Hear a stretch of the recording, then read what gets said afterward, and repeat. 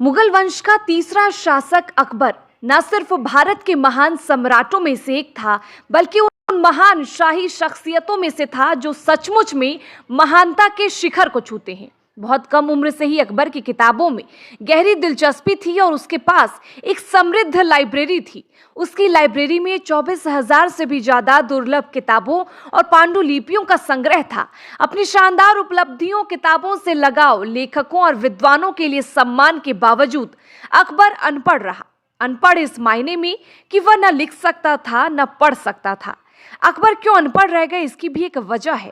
कई इतिहासकारों ने इसकी वजह का जिक्र अपनी किताबों में किया है। साथ ही बता दें कि अकबर की शिक्षा को लेकर कई ज्योतिषों ने पहले ही भविष्यवाणी कर दी थी। यही वजह रही कि जब अकबर की उम्र 4 साल और 4 महीने की थी, तभी हुमायूं ने उसके लिए शिक्षक की ड्यूटी लगा दी थी। मुल्लाजादा मुल्ला असमुद्दीन ही अकबर का पहला शिक्षक था, लेकिन असमुद्दीन की कई कोशिशों के बावजूद अकबर पढ़ना लिखना नहीं सीख पाए। कई इतिहासकारों ने इसकी वजह एक विकार को बताया है, जिसे डिसलेक्सिया कहा जाता है।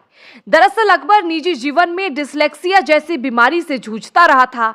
अकबर को अक्षरों को पहचानने में मुश्किल होती थी और वह कभी पढ़ना नहीं सीख पाया। साथ ही डिसलेक्सिया एक तरह का लर्निंग डिसऑर्डर है, जिसमें ध्वनियों को पहचानने में और अक्षरों और शब्दों को समझने में कठिनाई होती है। अकबर दूसरे शहजादों की तरह न तो पढ़ना सीख पाए और न लिखना।